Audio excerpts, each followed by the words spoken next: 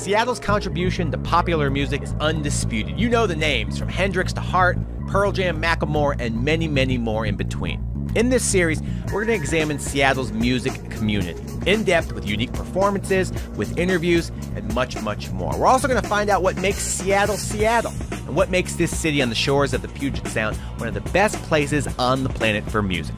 Welcome to Sounds by the Sound. Let's rock and roll.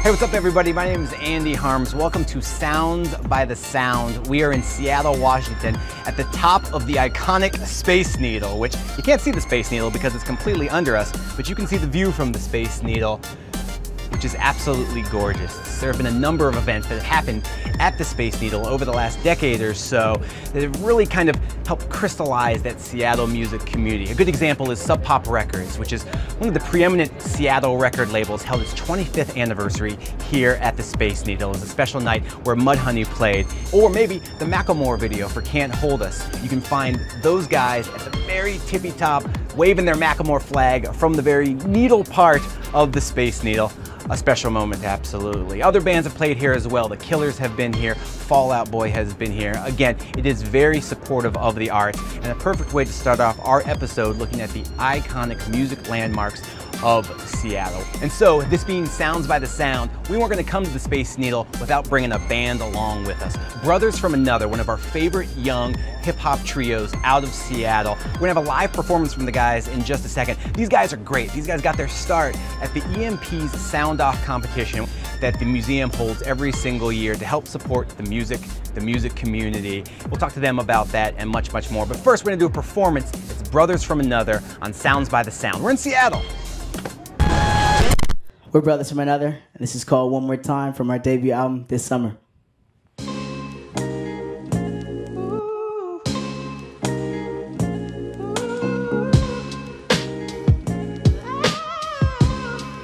Yeah. Yo, blast off and away we go. Trying to keep the moments and memories. They always leaving though. And I don't mean to be all unsentimental, but time is as important as who you choose to spend it with. Weekend in the Bay, wavy dinner dates. We don't care about a dollar, we don't even finish plates. Rap scholar, popping my collar. I make it look easy, shot collar, cause it's been so far. Drumline, Nick Cannon, I can't even count bars, bro. Bless, bless, bless, make the room get spiritual. Been a lot of lessons, I'm learning to be more lyrical. The lyrics make the lessons, I'm learning to be more hearable. I got afraid of feeling the repercussions of having a platform and not really saying nothing. That's Seattle-ish. We independent and we proud of it. One more time to show the world that we bout it. So one more time for a fly photo.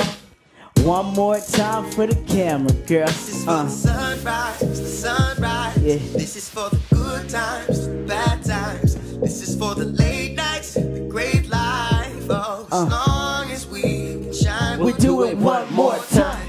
Oh, oh, oh, oh. Yeah, we'll do it one more time. One time, one time. Oh, oh. Yeah, we'll do it one more. Okay, now we got the town waiting.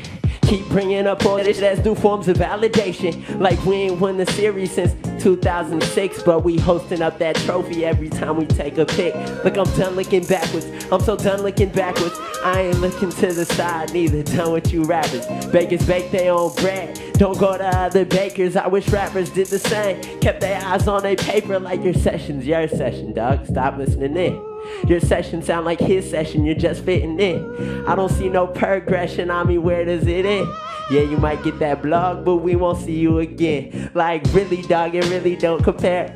I might look like Jeezy, but got hella better hair. We gon' do this all again. Getting faded, making move. Crowd surfing, soul searching till there's nothing left to do. Bad things come in threes, coming from the two. World may never know me, but we still don't ever lose. I need one more night with her. I need one more night on her. I need one more night to make sure that the dream don't get deferred. This is for the sunrise, the sunrise. This is for the good times, the bad times. This is for the late nights, the great life. Oh.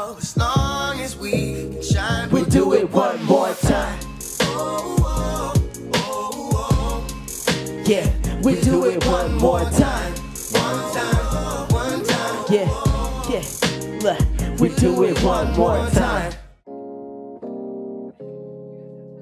Brothers from another. When we get back, we'll have a conversation with Brothers from Another, plus they'll perform one more song. Then we'll go to EMP and check out some of the exhibits and artifacts that they have. That's right over here, so let's go check it out.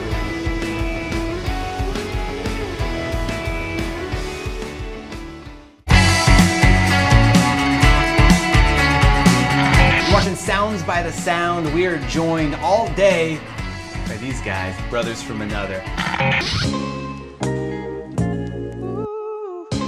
Kids growing up, like some kids like Legos, other kids like building things with clay, and some kids just get into music, and music's their thing. When did you realize music was your thing? We all played sports and we weren't really good at them. Sure. So it's like after practice, like that's a trait of trait of many musicians, by the way. It's like these guys beat us up, so we went here and became cooler than them by making music. Getting yelled at baseball practice wasn't fun anymore, Sure. so we found something else to do, and yeah, been doing it ever since. Seattle's clearly a very special musical place. Growing up, were there any specific Northwest artists that you gravitated towards? You were like, this person inspires me, or this person I'm really into. Was there? Growing up, I mean, you learn about like Jimi Hendrix and the greats all the way back then, but then to have like the Blue Scholars and Macklemore, the Physics, Grinch, Saul, like everyone. Something that's like incredibly unique about Seattle than a lot of other scenes specific to like hip hop is that there's not like one specific sound. It's like everyone's kind of doing their own thing, but at the same time they all really support each other, and it does have that community vibe. So obviously you all had individual loves for music. When did you find each other and realize that something was there? Back to struggling at Little League Baseball. All right. We just kind of sat at the end of the bench together and like chewed sunflower seeds, and that was kind of it for us. Cool. And talked about everything but baseball. And we all had a bunch of older brothers that'd give us CDs that we probably shouldn't have had at that age. Awesome, that's a good older brother. Yeah, exactly. Yeah. We'd trade those between innings and stuff like that. So that's how we met. And then we met Biba in high school, and yeah, I met just kind of clicked. At a dance, actually, a boat dance, and we were like the only guys in Air Force One lows, all white, so we just kind of, you know, saw each other, and we were kind of doing our own thing by ourselves on the dance floor, you know, just really awkward. It was like, you know, keeping a lot of room for each other. Smoke loud on the bench. All three of you go to school, out-of-state, separate schools. Yeah. What's something that you think, when you went to school, surprised people about Seattle? Maybe more musically, you know, they're just like, oh my gosh, I can't believe either you did this, or I can't believe they do that musically in Seattle. Was there anything? Going down there, I remember the first couple months of school walking through like dorm hallways and hearing like Macklemore come from somewhere and being like, yo, this is crazy. Yeah. It's cool to like kind of see Seattle hip hop kind of take the limelight right around the same time we were getting out of Seattle. Because like growing up this whole time, we didn't experience it from anywhere else than like inside this little community. Sure. So that was dope. Well, let's talk about the album, because the album just came out. On a scale from 1 to 10, how excited did that make you? Man, it was so good to get that out. I imagine, man. Yeah, absolutely. How long had you been working on that group of songs? That was a long time.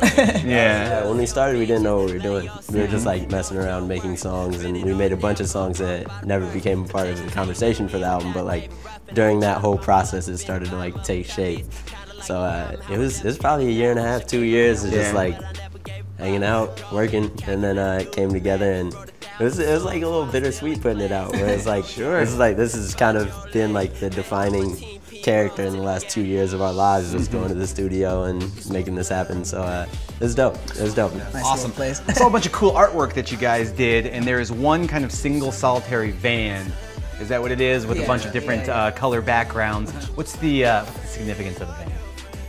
Man, we're all about adventures. Let's go. Let's do it. Let's all hop in the van and get to it. That's awesome. The album called This Summer, so we thought that embodied like that kind of attitude, like, yo, let's do it. This is the summer to, you know, fill in the dots, whatever it is you want to do. Like, The album is out now. It is Brothers from Another. Again, we're going to see another song from them in just a little bit, and we're going to go hang out with them down at the EMP when we go check out some of the exhibits down there. You're watching Sounds by the Sound. Again, fellas, thank you so much. Thanks for having us. Yo, what's up? What's up? We're Brothers from Another, and this is Funk with Us off our debut album this summer.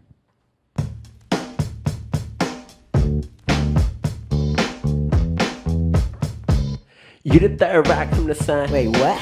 That make you the world. Say what? I was gonna give you that. Yeah, you got it. If you would just be my girl. Holla, I think I need a doctor or to wake and holy water, holy agua in my clean canteen. And I drink because I'm awkward. After lost and found a vodka, woke up and then I saw you cool walking down the beach. My God, got him. Put a ring on that ass, rock bottom. Don't be fooled by the rocks that she got. She still Jenny from the block. And baby, I was hoping you was interested in poking. Told me why see the globe when you're living by the ocean. Whatever.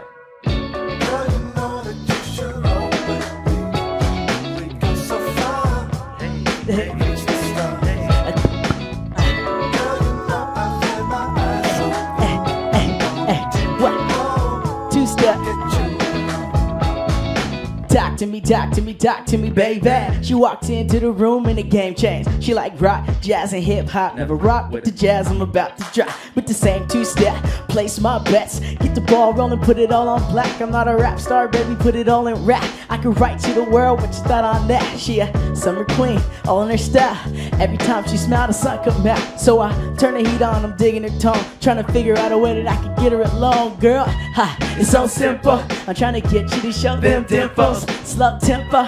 By the end of the night, tell the DJ to play the old records you like. Girl, you know that you should roll with me. We go so far. Hey, reach the stars. A two-step, come on. Girl, you know I feel my eyes. Hey, what? Two-step.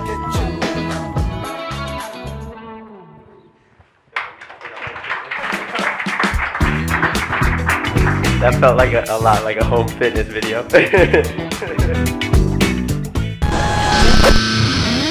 Seattle. Welcome back to Sounds by the Sound. My name's Andy Harms. When you come to Seattle, there's always a laundry list of things that you want to accomplish. We're in Seattle's Capitol Hill neighborhood, right next to the Jimi Hendrix statue. Hendrix spent a lot of his youth here in Seattle, attending Garfield High School. This has become quite a part of the neighborhood. Often you'll see people have dressed Jimmy, putting on either a jacket or various pieces of jewelry. You'll see flowers in his hand. Jimmy, surprisingly right now, underdressed, which we're cool with, right, Jimmy? Sorry. We're at the Value Village here on Seattle's Capitol Hill. And if you ask a Seattleite if this is a musical landmark, they may just go, no, that's just a thrift store. But it's hard to deny the cultural impact that Macklemore and his breakout song Thrift Shop have had on the Seattle music community and the global music community. Macklemore spent a lot of time in his youth shopping at this store, crafting his unique style, and again, that breakout song. You can see one of his best thrift shop purchases. In the video for Thrift Shop is that little blue scooter that he got for $7. He's got some good advice too when it comes to shopping at thrift stores. He says, don't go in looking for anything specific. Keep your mind open and you'll probably find a gem. We are in West Seattle at Easy Street Records, and where the mainstream media is going to want to tell you that record stores are dying. Nothing could be further from the truth, specifically in Seattle, where the record store, this one and a number of others around town as well, remain cultural touchstones. Easy Street's a great example of that. It's a place where the community comes together to talk about and to listen to music. It's where bands perform. There's a cafe. And if you're into this sort of thing, Eddie Vedder from Pearl Jam, this is his record store as well. You'll always see him rocking an Easy Street Records t-shirt. It's pretty cool. As we take a look at Seattle musical landmarks, it's hard to skip that building. It is the EMP, a music and pop culture museum that got set up by Paul Allen in the year 2000. It is an impressive place, not just on the outside, but on the inside as well, with exhibits that range from Nirvana and Jimi Hendrix to fully interactive, immersive experiences like Sound Lab, where you can play and learn how to play instruments. We're gonna go in there and check it out with one of their head honchos, Jason, plus the guys in Brothers from Another, who we just hung out with, are gonna tag along. We're gonna play some instruments together as well. It Sounds by the Sound. My name's Andy Harms. Go check out EMP.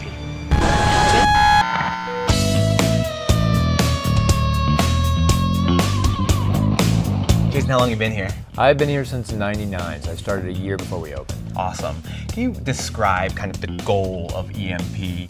First, how it started, and then how it's evolved over the last 15 years. Sure, so a lot of people know this as the Jimi Hendrix Museum because Hendrix was the genesis of the museum. Paul Allen, growing up in Seattle, 16 years old, playing guitar, somebody played Hendrix for him, blew his mind. When he started to make a little bit of money, he bought two things that had belonged to Hendrix, a jacket and a hat. So the original idea was in the center house, 10,000 square feet, just focusing on Hendrix. And then he hired some curators who said, well, we should put a larger context around Hendrix. He didn't grow out of nowhere. And then they hired Frank Gehry, and it blew up into this. So it's a 135,000 square foot building, totally unique. I think when people think museum, instantly what comes to mind is just a place to house artifacts. It's a lot more interactive here at the EMP, correct? Yeah, I think that's the thing that really set us apart was Sound Lab, which we think of as the jewel of the museum. The idea was to let people make music. So when you go in the space, there's guitar, bass, and drums. And whatever your level, if you've never touched a guitar before or you've played a lot, it can adjust. Or you can play with other people. You could go in and say, hey, you look like a pretty good bass player, let's play together. What about other special moments that have stood out to you over the last 15 years as EMP has grown? You know, I think the Nirvana exhibit was a really critical turning point for us. You know, we were coming up on the 20th anniversary of Nevermind. We knew it was going to be a really important exhibit. Jacob McMurray, who curated, felt enormous responsibility. Like, this band meant so much to this community, I've got to make sure I get the story right.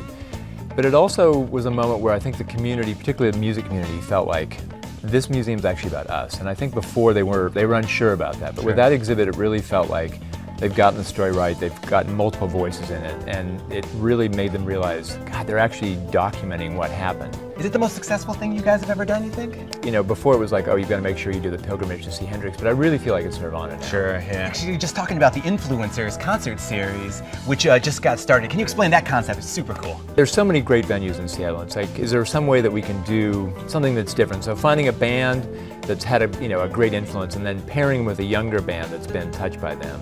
And then having shows that can regularly show this interconnection. You know, Such a good idea, yeah. You know, young bands, always have different influences, and this is a way to really bring that home. So the first one was De La Soul, with Brothers from Another, which is just, again, a great idea, a band that's so established, a band that is kind of coming up and has been inspired by that band. It's those sort of cool events that sets EMP apart in a music community like Seattle, which sets itself apart from the rest of the world, absolutely. Well, do you mind showing us around? Yeah, let's go walk around. So we see Kurt Cobain right here. This leads us, presumably, to the Nirvana exhibit. We've got Kurt Cobain's Mosrite gospel guitar, and this is the guitar he wrote most of the Nevermind songs on. Wow, right here. And then this is Dave Grohl's drum kit over here. If you look closely, also, and I always forget this until I see this up close, is Kurt was left-handed. This case is really great because this depicts Kurt's early career. So this is a bass that he used to do his first recording.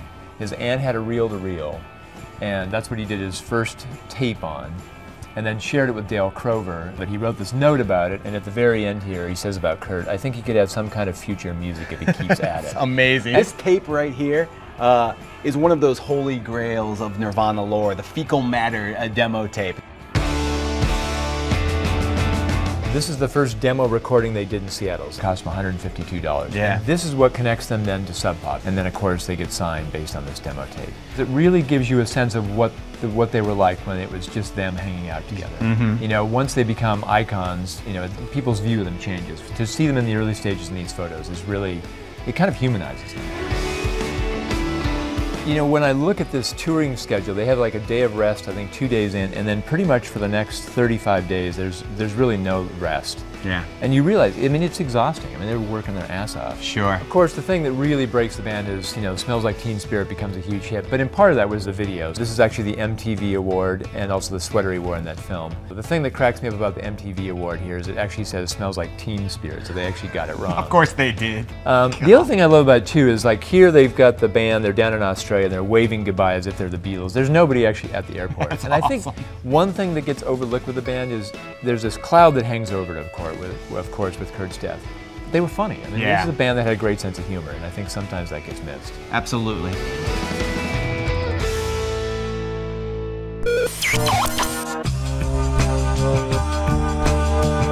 Thanks so much for watching this episode of Sounds by the Sound. It's been a great day. Thanks so much to the guys in Brothers from Another who are right there. Dude, you guys want to help out with this over here a little bit? Absolutely. Also, thanks to Jason from the EMP for helping us out. Normally, I am violently opposed to drum circles. This is not my thing at all, but this is super cool. Thanks to the Space Needle. Thanks to the EMP. We'll see you guys in a little bit. Sounds by the Sound.